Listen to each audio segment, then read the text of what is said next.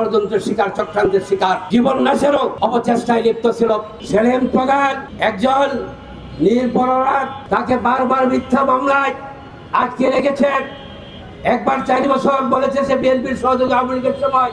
পরবর্তীতে ষড়যন্ত্র চক্রান্ত করে তাকে আবার সেই জেলে রাখা হয়েছে। সে একজন শিল্পপতি, বিদেশে সে কষ্ট করে টাকা সঞ্চয় করে দেশে ইনভেস্ট করেছে, সে বহু কর্মসংস্থান সৃষ্টি করেছে এবং সমাজে যখন সে সমাজসেবামূলক কর্মকাণ্ডের অবদান রাখতে গেছে, যখন মাদক বিরোধী অভিযানের সেতুখুর প্রতিরোধ করে তুলতে চেয়েছিল, রূপগঞ্জকে মাদক মুক্ত করতে চেয়েছিল, সন্ত্রাস মুক্ত করতে চেয়েছিল, চাঁদাবাজ মুক্ত করতে চেয়েছিল, ঠিক এমনি সময় একটি কুচক্রী মহল যারা সকল সরকারের ছত্রছায়ায় এই মাদক চাঁদাবাজের দুর্নীতির সহায়ক, হত্যা গুম খুনের সাথে জড়িত এবং একজন আরেকজনের ঈর্ষান্বিত হয়ে বিভিন্নভাবে হয়রানিমূলক ষড়যন্ত্র মামলা তারা রুজু করে এই ধরনের একটি পরিবেশে সেই যখন সে সমাজসেবামূলক কর্মকাণ্ড রাখতে যাচ্ছে এবং সে যখন বিভিন্ন ব্যবসা বাণিজ্যের মাধ্যমে সমাজে ইনভেস্টমেন্ট করবে, হয়তো ইন্নার্সিত হয়ে তারা মনে করছে সে একটা পর্যায়ে আমাদের বিরুদ্ধে রাজনৈতিকভাবে প্রতিপক্ষ হয়ে দাঁড়াবে। এ সকল কারণে সে আজকে ষড়যন্ত্রের শিকার, চক্রান্তের শিকার, কিন্তু মূলত তা না। সে সাদা মনের মানুষ, সে বিদেশে থেকেছে, সে বিদেশি ওয়াইফ, তার বাচ্চা কাচ্চা বিদেশি।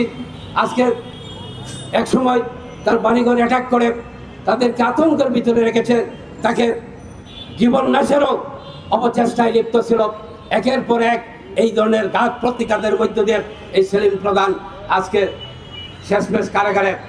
আমি মনে করি একজন নাগরিক হিসাবে, একজন শিল্পপতি হিসাবে, একজন সমাজসেবক হিসাবে যখন সমাজের যে বিভিন্ন অবদান রাখতে যায় গণতান্ত্রিক পরিবেশে এবং দেশের কর্মসংস্থান সৃষ্টির লক্ষ্যে তার অবদান থাকে শিক্ষা ক্ষেত্রে, সে রূপগঞ্জকে একটি সুন্দর সেই মডেল রূপগঞ্জ গড়ে তুলতে চেয়েছিল। এটা ছিল তার স্বপ্ন। আমি তাকে ব্যক্তিগত চিনি এবং জানি, তার সাথে আমার বেশ কয়েকবার কথা হয়েছিল।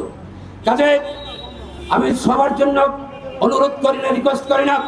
আমি তার কর্মকাণ্ডের কারণে সে যে বিভিন্ন হয়রানির শিকার, এই কারণে থেকে তাকে পরিত্রাণ পাওয়ার জন্য আপনারা যারা মিডিয়া আছেন, সাংবাদিকরা আছেন, আপনারা এটা তুলে ধরবেন।